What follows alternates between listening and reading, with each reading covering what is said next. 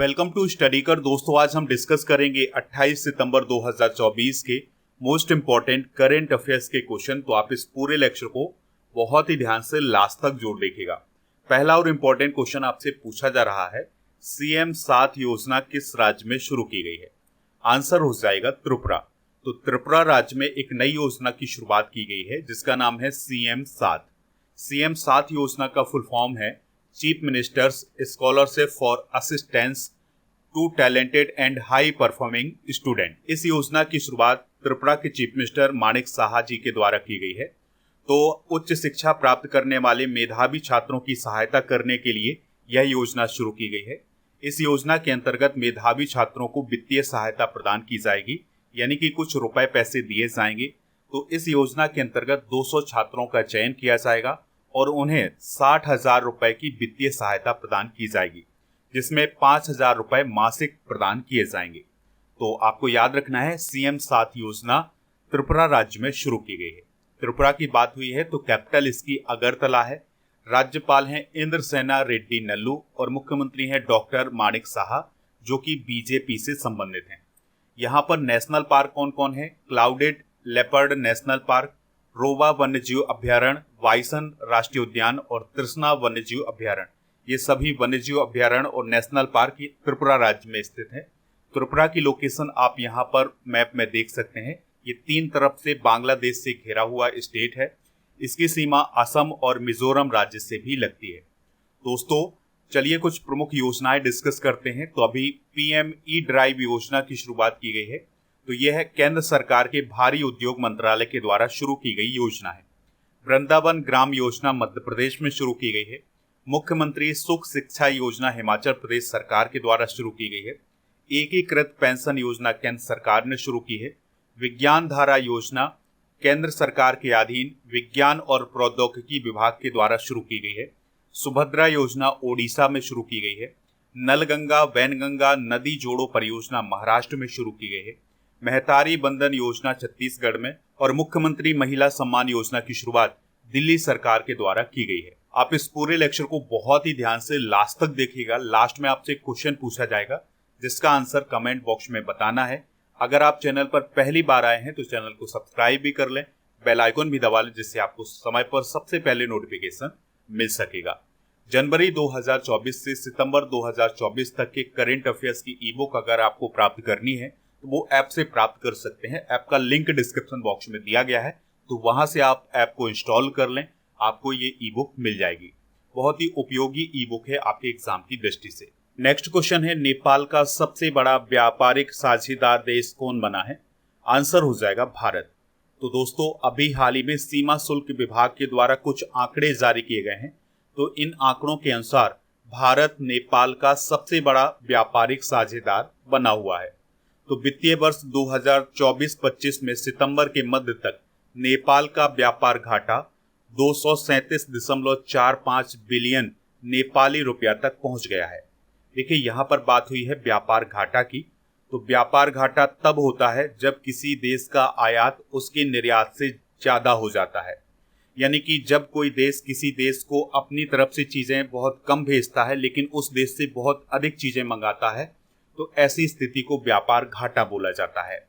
नेपाल भारत से क्या क्या मंगाता है? तो पेट्रोलियम उत्पाद, रासायनिक उर्वरक, नमक, चीनी, चावल, वाहन, तांबा और कपास। तो ये सभी चीजें भारत की तरफ से नेपाल को दी जाती हैं। नेपाल की बात हुई है तो कैपिटल इसकी काठमांडू है। राष्ट्रपति हैं रामचंद्र पौडेल, प्रधानमंत्री हैं केपी शर्मा ओली और यहाँ की करेंसी है नेपाली रुपया। सूर्य किरण अभ्यास भारत और नेपाल के बीच होता है। यहाँ पर आप नेपाल की लोकेशन देख सकते हैं, ये है नेपाल। नेपाल की सीमा उत्तराखंड, उत्तर प्रदेश, बिहार, सिक्किम और पश्चिम बंगाल से लगती है। दोस्तों नेपाल से रिलेटेड कुछ इंपॉर्टेंट करंट अफेयर्स भी डिस्कस कर लेते हैं।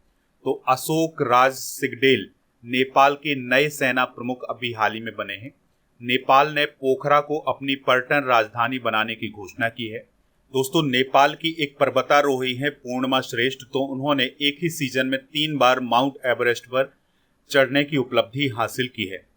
पहला अंतर्राष्ट्रीय इंद्रधनुष पर्यटन सम्मेलन काठमांडू नेपाल में आयोजित किया गया था। धुलीखेल नगर जो कि नेपाल का एक शहर है, उसे WHO के द्वारा नेपाल का पहला स्वस्थ शहर घोषित किया गया है। अंतरराष्ट्रीय सौर गठबंधन का 101वां सदस्य कौन बना है अभी हाल ही में? नेपाल। अगला क्वेश्चन है 500 T20 मैच खेलने वाले दुनिया के 6वें खिलाड़ी कौन बने हैं? आंसर हो जाएगा डेविड मिलर। तो साउथ अफ्रीका के बल्लेबाज हैं डेविड मिलर, तो वो 500 T20 मैच खेलने वाले दुनिया के 6वें खिलाड़ी बने हैं। उन्होंने 500 T20 मैचों में 10,678 रन बनाए हैं और उनका स्ट्राइक रेट रहा है 137 से अधिक का। 500 से अधिक T20 मैच खेलने वाले क्रिकेटर कौन कौन हैं? तो पहला नाम है वेस्ट इंडीज के कीरॉन पोलार्ड का, इन्होंने 684 मैच खेले हैं। दूसरा नाम है वेस्ट इंडीज के ड्वेन ब्रावो का, इन्होंने 582 मैच खेले हैं। फिर तीसरा नाम है शोएब मलिक का जो कि पाकिस्तान के हैं, इन्होंने 542 मैच खेले हैं। और फिर चौथा नाम है सुनील नरैन का जो कि वेस्ट इंडीज के हैं, इन्होंने 525 T20 मैच खेले हैं। और इसके अलावा पांचवा नाम है आंद्रे रसेल का, ये भी वेस्ट इंडीज के हैं, तो इन्होंने 523 T20 मैच खेले हैं। और छठवां नाम है दक्षिण अफ्रीका के बल्लेबाज डेविड मिलर का। चलिए कुछ इंपॉर्टेंट करेंट अफेयर्स डिस्कस कर लेते हैं। तो इंडिया ए ने अभी हाल ही में क्रिकेट की दलीप ट्रॉफी का खिताब अपने नाम किया है। जसप्रीत बुमराह 400 या ज्यादा विकेट लेने वाले 10वें भारतीय गेंदबाज बने हैं। इंग्लैंड के क्रिकेटर मोइन अली ने अभी हाल ही में इंटरनेशनल क्रिकेट से संन्यास ले लिया है। अजय रात्रा भारतीय क्रिकेट चयन समिति में अभी हाल ही में शामिल हुए हैं। इंग्लैंड के डेविड मलान ने अंतर्राष्ट्रीय क्रिकेट से संन्यास ले लिया है। आईसीसी के चेयरमैन जय शाह बने हैं। भारत 2025 में T20 एशिया कप की मेजबानी करेगा और महिला T20 विश्व कप 2024 का आयोजन यूएई में किया जाएगा। अगला क्वेश्चन है वी वन लाल वन्ना किस देश में भारत के राजदूत बने हैं? आंसर हो जाएगा कंबोडिया। तो कंबोडिया देश में भारत के राजदूत कौन बने हैं? वी वन लाल वन्ना। दोस्तों 1998 बैच के भारतीय विदेश सेवा के ऑफिसर हैं कौन? वी वन लाल वन्ना। तो उन्हें कंबोडिया में भारत का एम्बेसडर नियुक्त किया गया है। कंबोडिया की बात हुई है तो यह एशिया महाद्वीप का ही एक देश है। प्रधानमंत्री हैं हुन मानेट और राष्ट्रपति हैं हुन सेन। राजधानी है नोम पेन और यहाँ की करेंसी है कंबोडियन रियाल। हाल ही में नियुक्त किए गए कुछ प्रमुख एम्बेसडर डिस्कस कर लेते हैं। तो अमेरिका में विनय मोहन क्वात्रा भारत के एम्बेसडर बने हैं। चिली में अभिलाषा जोशी, क्यूबा में टी आर्मस्ट्रॉन्ग चांगसन, डेनमार्क में मनीष प्रभात, इटली में बाणी राव, म्यांमार में अभय ठाकुर, रूस में विनय कुमार, सीबी जॉर्ज बने हैं जापान में, क्रोएशिया में अरुण गोयल, यमन में डॉक्टर सोहेल एजाज खान और आइसलैंड में आर रविंद्र बने हैं भारत के एम्बेसडर। अगला क्वेश्चन है धूल मुक्त ड्राइव का आदेश किस केंद्र शासित प्रदेश के उपराज्यपाल ने दिया है? आंसर हो जाएगा दिल्ली। तो दिल्ली के उपराज्यपाल हैं कौन? विनय कुमार सक्सेना। तो उन्होंने दिल्ली में बढ़ते वायु प्रदूषण के चलते धूल मुक्त दिल्ली पहल की शुरुआत की है। तो दोस्तों इस प्रयास का उद्देश्य है प्रदूषण के स्तर को कम किया जाए, यानी कि सर्दियों में जो प्रदूषण फैल जाता है दिल्ली में उसको कम करने के लिए ये पहल शुरू की गई है। इसमें दिल्ली नगर निगम और लोक निर्माण विभाग और दिल्ली जल बोर्ड शामिल किया गया है, यानी कि इस पहल में ये तीनों एजेंसियां शामिल की गई हैं। दिल्ली के बारे में अगर हम बात करें तो राजधानी इसकी नई दिल्ली है। उपराज्यपाल हैं विनय कुमार सक्सेना। मुख्यमंत्री हैं आतिशी मारलेना जो कि आम आदमी पार्टी से संबंधित हैं। राजकीय पक्षी है यहाँ का गौरैया, ये कई बार एग्जाम में भी पूछा गया है। राजकीय पशु है नीलगाय। दोस्तों 1991 में 69वां संविधान संशोधन हुआ था, तो इसके जरिए दिल्ली को राष्ट्रीय राजधानी क्षेत्र घोषित किया गया था। दिल्ली की पहली महिला मुख्यमंत्री कौन थी? सुषमा स्वराज। दूसरी थी शीला दीक्षित और तीसरी महिला मुख्यमंत्री बनी है दिल्ली की आतिशी मारलेना। दिल्ली से रिलेटेड कुछ इंपॉर्टेंट करेंट अफेयर्स डिस्कस कर लेते हैं। तो भारत का पहला आयुर्वेदिक कैफे खोला गया है दिल्ली में। मुख्यमंत्री महिला सम्मान योजना दिल्ली में शुरू की गई है। वित्त वर्ष 2025 के लिए दिल्ली का बजट कितना रहा है? 76,000 करोड़ रुपए का। ट्रांसजेंडरों के लिए फ्री बस यात्रा की घोषणा की गई है दिल्ली सरकार के द्वारा। दिल्ली का पहला अंतर्राष्ट्रीय पतंग महोत्सव बानसेरा में किया गया है और विश्व पुस्तक मेला 2024 दिल्ली में आयोजित किया गया है। अगला क्वेश्चन है विश्व पर्यटन दिवस कब मनाया जाता है? तो हर साल 27 सितंबर को विश्व पर्यटन दिवस मनाया जाता है। 2024 की थीम है पर्यटन और शांति, यानी टूरिज्म एंड पीस। दोस्तों आपको याद रखना है कि इस दिवस को मनाने का उद्देश्य ये है कि पर्यटन के महत्व के बारे में लोगों को जागरूक किया जाए, यानी कि पर्यटन का किस प्रकार से आर्थिक रूप से महत्व है, सामाजिक और सांस्कृतिक रूप से महत्व है, इसके बारे में जागरूकता बढ़ाने के लिए यह दिवस मनाया जाता है। विश्व पर्यटन दिवस 2024 का मेजबान देश कौन है? जॉर्जिया। ठीक है, यह पूर्वी यूरोप में स्थित एक खूबसूरत देश माना जाता है। दोस्तों चलिए कुछ इंपॉर्टेंट फैक्ट डिस्कस करते हैं। तो केंद्रीय संस्कृति और पर्यटन मंत्री हैं गजेंद्र सिंह शेखावत। तो उन्होंने राजस्थान के अजमेर जिले के देवमाली गांव को देश के सबसे अच्छे पर्यटन गांव के रूप में अभी हाल ही में चुना है। लिंग समावेशी पर्यटन नीति आई को महाराष्ट्र कैबिनेट ने अभी हाल ही में मंजूरी दी है। नेपाल ने 2025 को विशेष पर्यटन वर्ष के रूप में घोषित किया है। सौरभ गांगुली को त्रिपुरा पर्यटन का ब्रांड एम्बेसडर घोषित किया गया है। राष्ट्रीय पर्यटन दिवस मनाया जाता है 25 जनवरी को और ये विश्व पर्यटन दिवस 27 सितंबर को मनाया जाता है। तो दोनों में कंफ्यूज नहीं होना है। अभी हाल ही में पोखरा को नेपाल की पर्यटन राजधानी भी घोषित किया गया है। सितंबर माह के प्रमुख दिवस डिस्कस करते हैं। तो 1 सितंबर को LIC का स्थापना दिवस, 1 से 7 सितंबर तक राष्ट्रीय पोषण सप्ताह मनाया गया है। इसके अलावा 2 सितंबर को विश्व नारियल दिवस मनाया गया है। 1 से 30 सितंबर तक राष्ट्रीय पोषण माह मनाया जाता है। 2 सितंबर को विश्व नारियल दिवस, 5 सितंबर को राष्ट्रीय शिक्षक दिवस, 8 सितंबर को अंतर्राष्ट्रीय साक्षरता दिवस और 8 सितंबर को विश्व फिजियोथेरेपी दिवस भी मनाया गया है। 9 सितंबर को हिमालय दिवस, 10 सितंबर को विश्व आत्महत्या निवारण दिवस, 11 सितंबर को राष्ट्रीय वन शहीद दिवस, 14 सितंबर को हिंदी दिवस, 15 सितंबर को अभियंता दिवस, 16 सितंबर को ओजोन परत संरक्षण दिवस, 17 सितंबर को विश्व रोगी सुरक्षा दिवस और 17 सितंबर को हैदराबाद मुक्ति दिवस भी मनाया गया है। अगला क्वेश्चन है, किस देश ने स्मार्ट ड्रैगन 3 रॉकेट से 8 उपग्रह प्रक्षेपित किए हैं? आंसर हो जाएगा चाइना। तो चाइना ने अभी हाल ही में ड्रैगन 3 रॉकेट से 8 उपग्रह लॉन्च किए हैं और इसमें एक उपग्रह लॉन्च किया गया है जिसका नाम है तियानई 41। ठीक है, तो इसको भी आप नोट कर सकते हैं। दोस्तों चाइना के बारे में अगर हम बात करें तो यह एशिया महाद्वीप में स्थित है, भारत का पड़ोसी देश भी है और यह क्षेत्रफल की दृष्टि से दुनिया का तीसरा सबसे बड़ा देश है। शी जिनपिंग यहाँ के राष्ट्रपति हैं, राजधानी बीजिंग है, यहाँ की राष्ट्रभाषा है मंदारिन और यहाँ की करेंसी है रोमिनबी। और चाइना के पड़ोसी देशों में कौन कौन से देश आते हैं? तो कुछ प्रमुख देशों की अगर हम बात करें तो इसमें रसिया, मंगोलिया और कजाकिस्तान और भारत तो है ही, इसके अलावा म्यांमार, लाओस, वियतनाम, इन सभी की सीमा चाइना से लगती है। अगला क्वेश्चन है, किस राज्य में भारत का पहला पेपरलेस चुनाव आयोजित किया गया है? आंसर हो जाएगा मध्य प्रदेश। तो मध्य प्रदेश के भोपाल में बैरसिया तहसील के ग्राम रतुआ रतनपुर में सरपंच पद के लिए पेपरलेस चुनाव आयोजित किया गया था, यानी कि यहाँ पर जो चुनाव हुआ था उसमें पेपर का यूज नहीं किया गया था। तो चुनाव आयोग का उद्देश्य ये है कि आने वाले समय में किस प्रकार से टेक्नोलॉजी का उपयोग करके मतदान में पारदर्शिता लाई जाए और मतदान को और भी सरल किया जाए। मध्य प्रदेश के मुख्य चुनाव आयुक्त कौन बने हैं?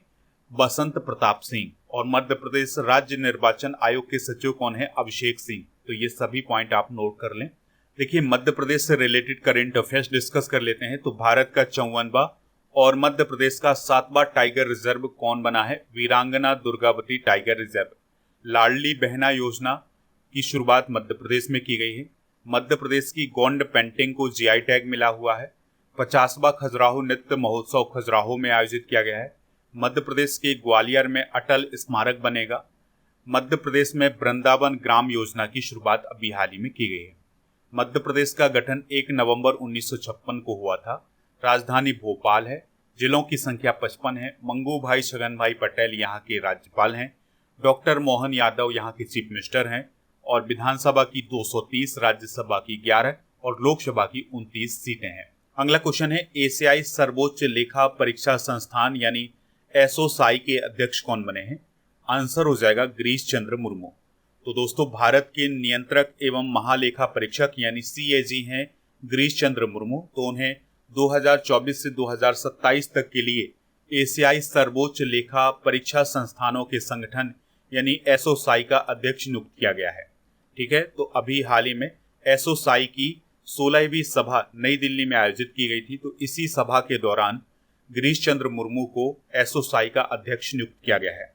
एसोसाई की स्थापना 1979 में 11 सदस्यों के साथ हुई थी। वर्तमान में इसके 48 मेंबर हैं और इसका कार्य होता है लेखा परीक्षा क्षेत्र में अनुसंधान को बढ़ावा देना। दोस्तों, बात करते हैं सीएजी की। तो सीएजी का फुल फॉर्म होता है controller and auditor general of India. तो यह भारतीय लेखा परीक्षा और लेखा विभाग का प्रमुख और सार्वजनिक क्षेत्र का प्रमुख संरक्षक होता है। अनुच्छेद 148 सीएजी की नियुक्ति, शपथ और सेवा की शर्तों से संबंधित है। सीएजी की नियुक्ति राष्ट्रपति जी के द्वारा की जाती है। इसका कार्यकाल 6 वर्ष का या 65 वर्ष की उम्र तक होता है। यानी कि अगर सीएजी की उम्र 65 वर्ष हो जाती है तो उसे रिटायर कर दिया जाता है। वर्तमान में भारत के सीएजी हैं गिरीश चंद्र मुर्मू। चलिए कुछ महत्वपूर्ण नियुक्तियां डिस्कस करते हैं। तो कुछ पुरानी नियुक्तियां एक बार रिवाइज कर लेते हैं। जैसे प्रदीप सिंह खरोला एनटीए के अध्यक्ष बने हैं। थियो जेम्स यूएनएससीआर के गुडविल एम्बेसडर बने हैं। अजीत कुमार के धनलक्ष्मी बैंक के एमडी बने हैं। पवन कल्याण आंध्र प्रदेश के डिप्टी सीएम बने हैं। राहुल गांधी लोकसभा में विपक्ष के नेता। जेपी नड्डा राज्यसभा में सदन के नेता। ओम बिरला लोकसभा अध्यक्ष बने हैं।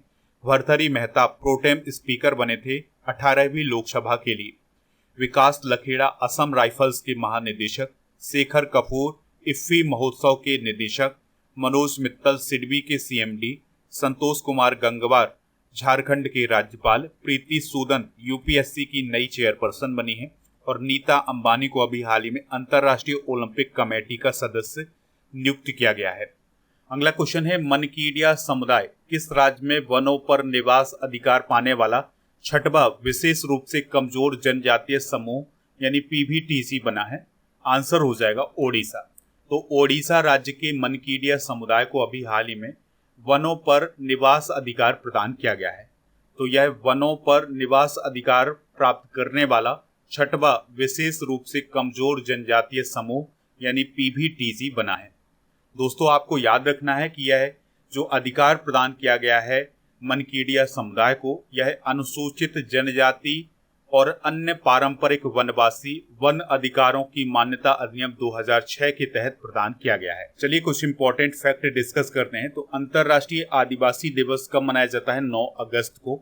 संयुक्त राष्ट्र के अनुसार दुनिया में 90 देशों में लगभग 476 मिलियन आदिवासी लोग रहते हैं।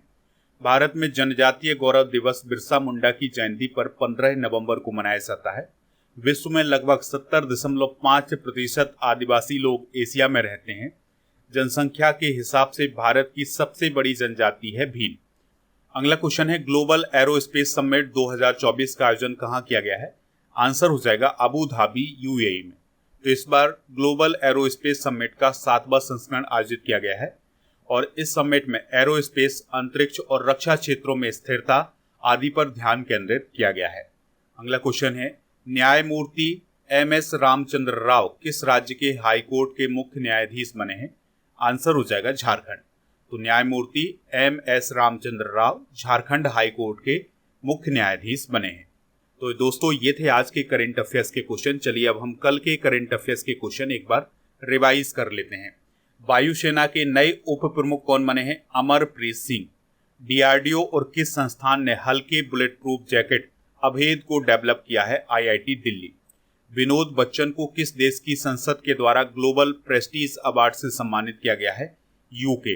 विश्व पर्यावरण स्वास्थ्य दिवस 2024 कब मनाया गया है? 26 सितंबर को। पीएम मोदी ने कहां 3 स्वदेशी रूप से विकसित सुपर कंप्यूटर राष्ट्र को समर्पित किए हैं? पुणे। समलैंगिक विवाह को मान्यता देने वाला दक्षिण पूर्व एशिया का पहला देश कौन बना है? थाईलैंड। भारत और कौन सा देश राष्ट्रीय सुरक्षा के लिए संयुक्त रूप से मल्टी चिप फैब यूनिट स्थापित करेगा? अमेरिका।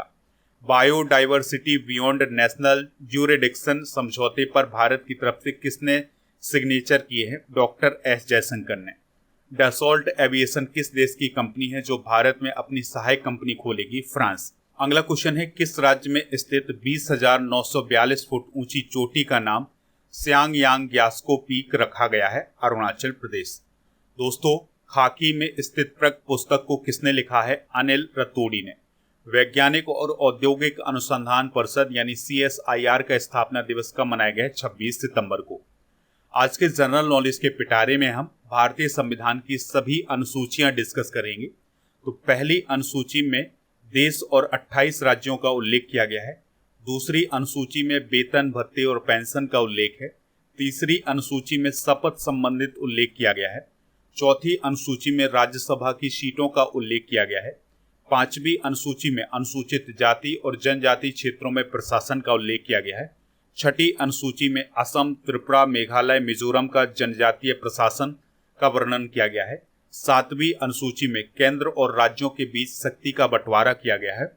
आठवीं अनुसूची में 22 भाषाओं का उल्लेख किया गया है। नौवीं अनुसूची में भूमि सुधार से संबंधित प्रावधान किए गए हैं। इसके अलावा 10वीं अनुसूची में दल बदल संबंधित प्रावधान है। 11वीं अनुसूची में पंचायतों का प्रावधान है और 12वीं अनुसूची में नगर निकायों का प्रावधान किया गया है। चलिए दोस्तों, अब हम अगस्त 2024 के करंट अफेयर्स को एक बार रिवाइज कर लेते हैं। तो ICC के द्वारा महिला T20 विश्व कप किस देश में स्थानांतरित किया गया है? UAE में। पहले ये बांग्लादेश में होना था, लेकिन अब ये UAE में आयोजित किया जाएगा। कौन सा यूरोपीय देश 2025 से अनिवार्य सैन्य सेवा शुरू करेगा? क्रोएशिया। पेरिस पैरालंपिक 2024 के लिए किसे सेफ डे मिशन नियुक्त किया गया है? सत्य प्रकाश सांगवान को। किस राज्य ने महिला कर्मचारियों के लिए मासिक धर्म अवकाश शुरू किया है? ओडिशा। दुनिया का सबसे मजबूत डेयरी ब्रांड का दर्जा किसे प्राप्त हुआ है? अमूल। 19वें CII भारत अफ्रीका व्यापार सम्मेलन का उद्घाटन किसने किया था? जगदीप धनखड़ ने। ऑनलाइन प्लेटफॉर्म प्राम्प्ट और DRIPS और जल विद्युत DPR का शुभारंभ किसने किया है? केंद्रीय ऊर्जा मंत्रालय ने। Global finance central banker report card में A+ रेटिंग किस भारतीय को मिली है? शक्तिकांत दास को। भारत ने किस देश के साथ ग्रीन अमोनिया एक्सपोर्ट एग्रीमेंट किया है? जापान। HCL टेक्नोलॉजी के नए CFO के रूप में किसे नियुक्त किया गया है? शिव वालिया को। दोस्तों, कल के करंट अफेयर्स में आपसे पूछा गया था कि उत्तर प्रदेश का राजकीय पक्षी क्या है? तो वो है सारस। तो लगभग सभी लोगों ने इसका आंसर सारस बताया हुआ है। दोस्तों, आप स्टडी करके ऐप को डाउनलोड कर सकते हैं। इसका लिंक डिस्क्रिप्शन बॉक्स में दिया गया है। तो यहाँ पर आपको paid course, ebook, test series, daily current affairs की PDF और क्लास नोट, टेस्ट पास, ये सभी मिल जाएगा। टेस्ट पास में भारत में जितने भी कॉम्पिटिटिव एग्जाम आयोजित किए जाते हैं उन सभी के लिए टेस्ट मिल जाएगा और इस टेस्ट की वैलिडिटी होगी 1 वर्ष की। तो इसको आप जरूर प्राप्त करें ऐप से।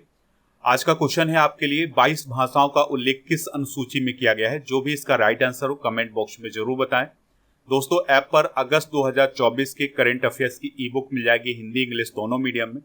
टेस्ट सीरीज वाले ऑप्शन पर जाएंगे तो आपको डेली करंट अफेयर्स का टेस्ट मिल जाएगा। इसके अलावा मॉक टेस्ट मिल जाएगा, वो भी फ्री में। ई-बुक वाले सेक्शन पर जाएंगे तो आपको करंट अफेयर्स की ई-बुक के अलावा जीके की ई-बुक भी मिल जाएगी, वो भी टॉपिक वाइज, जैसे हिस्ट्री, पॉलिटी, साइंस, इन सभी टॉपिक की आपको ई-बुक मिल जाएगी। दोस्तों, PDF के लिए आप हमारे टेलीग्राम चैनल को भी ज्वाइन कर लें। टेलीग्राम पर जाना है और स्टडी कर ऑफिशियल सर्च करना है तो चैनल मिल जाएगा। ज्वाइन कर लेंगे तो PDF भी मिल जाएगा। स्टडी करके व्हाट्सएप चैनल और इंस्टाग्राम पेज को भी फॉलो कर लें। इन सभी का लिंक डिस्क्रिप्शन बॉक्स में दिया गया है।